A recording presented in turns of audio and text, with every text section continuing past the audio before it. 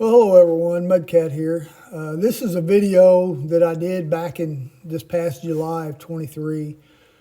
I rode this route and I had some audio issues. I guess my microphone wasn't plugged in good because it would cut in, cut out, cut in, cut out. Very aggravating. So I've had this video and I didn't know what I was going to do with it. So I just decided to do a voiceover. It's not really my style, but we'll see how it goes. This is Morgan's Raid of 1863 adventure route that I'm following. And I rode all the Kentucky and the Indiana part of the route. And it runs from Burkesville, Kentucky up to New Lisbon, Ohio. And about, like I said, 1,500 miles of route miles that you can ride. And it's all about like this here that I've been on. A little bit of highway and stuff. Really good tracks. A lot of history out there of this, so if you get a chance, you want to do it. I'll link the Facebook group down below in the video description, and you can get on there and get all the, download the tracks and everything that you need to do. Reason I got it here is because I took a little spill on this. All these creeks that I've done have all been, just regular cement bottom or rock bottom creeks.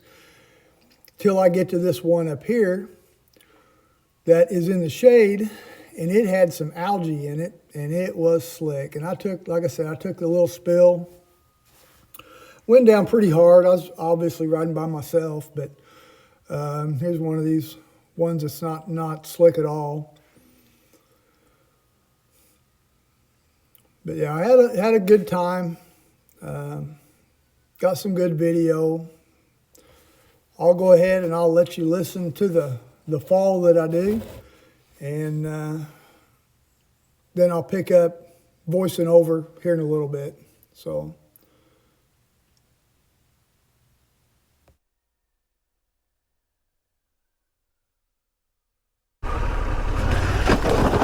Oh, that's slick.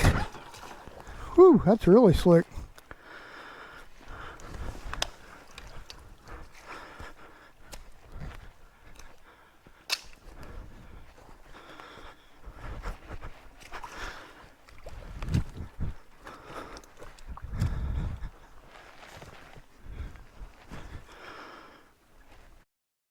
Okay, you can see where I went down there.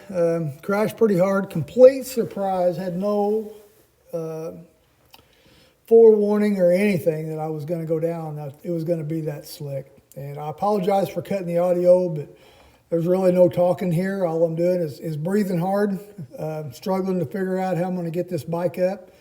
The bike is pretty heavy laden. I've got all my camping gear on there. I'm running 2 backcountry 35s from Moscow Moto. And I have a giant loop Tillamook bag. And I keep, in that Tillamook bag, I keep all my camping gear. I keep my camp chair, sleeping bag, tent poles, stove, stuff like that. And then I got a little cooler there. I got, 4 or 5 bottles of water in it.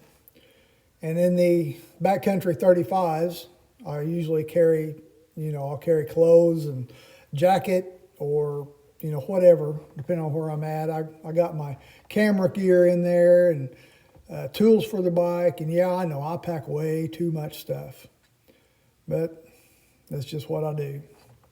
But I'm trying to figure out how in the world I'm going to get this bike up. That under that water there is so slick because it has an algae growing on it, and I can't hardly get any footing to get the bike up. And I know the trick of turning around and doing it backwards and lifting, walking backwards, but there's no way I can do that with it being so slick like that. My feet just slide. And I always have better doing it forwards anyway, is the way I usually do it. But I'm going to end up taking that. I took that Tillamook bag off. I'm going to end up taking the 1 backcountry 35 off. And I usually lock them all with the small padlock. It just keeps an honest person away. But the bike is pretty heavy, and I can, I've dropped it several times. This is just one of the many, but this is by far the hardest one I've dropped it. One of these places here, you can see how far it slid. But there's nobody out here. There's nobody down this road. There's a barn up there that's been mowed around, but there's no residents on this road at all that I've found. And so I'm just taking some of the weight off and gonna see if I can pick it up.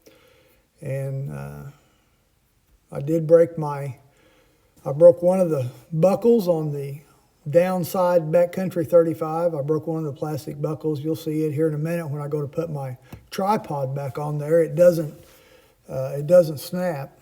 So I've since replaced the buckle and everything's fine. Didn't hurt anything else. Scratches on the crash bar, kind of bent it a little bit where the adventure bike pegs went in. You can see my scrape marks there where I went sliding across. That's mine. Wasn't going that fast, but definitely went down pretty hard. Struggling to get it up, and I finally get the bike up. And now I don't know what to do with it because I'm on the downside and I can't get on it because I'm so short. And I don't want to drop it again because picking it up twice is a lot harder than picking it up once. And so I'm looking around, going to try to put the kickstand down. I think it's in a hole. And nope, not going to do that. Look at it. I think I start it up and take it forward a little bit and then put the kickstand down or something. I don't know. Don't really remember. But working kind of flustered there. But anyway, I just thought I'd share that. We all go down at some point. If you don't, you're not having fun. But get out there and ride. If you want to do this Morgan's Raid of 1863 adventure route, I highly recommend it. It's a lot of fun.